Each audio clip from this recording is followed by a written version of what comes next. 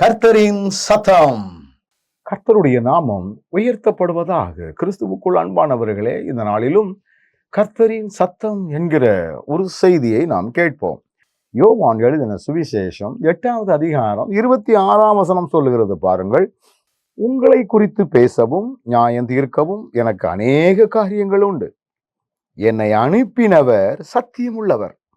நான் அவரிடத்தில் கேட்டவைகளையே உலகத்துக்கு சொல்லுகிறேன் என்று அங்கே சொல்லப்பட்டிருக்கிறது. இந்த வசனத்தை நம்ம தெளிவாக வாசித்தா ஒன்றை நாம் புரிந்து கொள்ளலாம். என்ன? என்னை அனுப்பினவர் சத்தியமுள்ளவர். நான் தான் அவர் அப்படின்னு இங்க சொல்லல.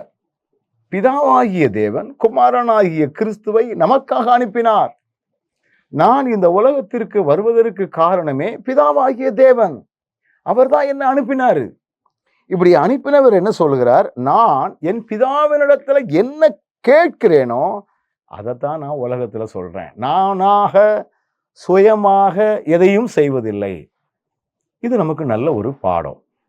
அநேக நேரங்களிலே நாம் நம்முடைய வாய்களை திறந்து வாய்களையே பேசியிருந்தோம். நான் பேசுகின்ற காரியங்கள் எல்லாம் ஆண்டவர் எனக்கு கற்றுக் கொடுத்த ஒன்றா என்று நாம் கேட்டு பார்க்கணும். ஆண்டவரிடத்திலே நாம் கற்றவைகளையும் கேட்டவைகளையுமே நாம் சொல்லுகின்றவர்களாக, மற்றவர்களுக்கு அறிவிக்கின்றவர்களாக இருக்க வேண்டும் என்று சொல்லி வேதவசனம் சொல்லுகிறது.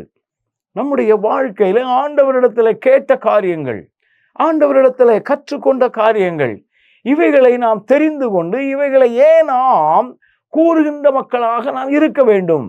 இயேசு கிறிஸ்து நமக்கு நல்ல மாதிரி. பிதாவானவர் என்ன காட்டுகிறார், பிதாவானவர் என்ன கூறுகிறார், அதை மட்டுமே வெளிப்படுத்துகிறவர் நம்முடைய குமாரனாகிய இயேசு கிறிஸ்து. அவர் அடிக்கடி பல இடத்திலே சொல்லுகிறார், அவர் சொல்லாமல் நான் எதையும் செய்வதில்லை. இதைத்தான் நம்முடைய வாழ்க்கையிலும் ஆண்டவர் நமக்கு என்ன அறிவுறுத்துகின்றாரோ, என்ன கற்றுக் கொடுக்கின்றாரோ, அதைத்தான் நாமும் மற்றவர்களுக்கு கூறுகின்றவர்களாக நம்முடைய வாழ்வை நாம் மாற்றிக்கொள்வோம். கண்களை மூடுவோமா? நல்ல ஆண்டவரே, நீர் எங்களுக்கு கற்றுக் கொடுக்கின்றவைகளை நாங்களும் கற்றுக் கொடுக்கின்றவர்களாக எங்களை மாற்றும். அப்படி செய்ய போவதற்காக உமக்கு நன்றி. இயேசுவின் நாமத்தில் ஜெபிக்கிறோம் நல்ல பிதாவே, ஆமென்.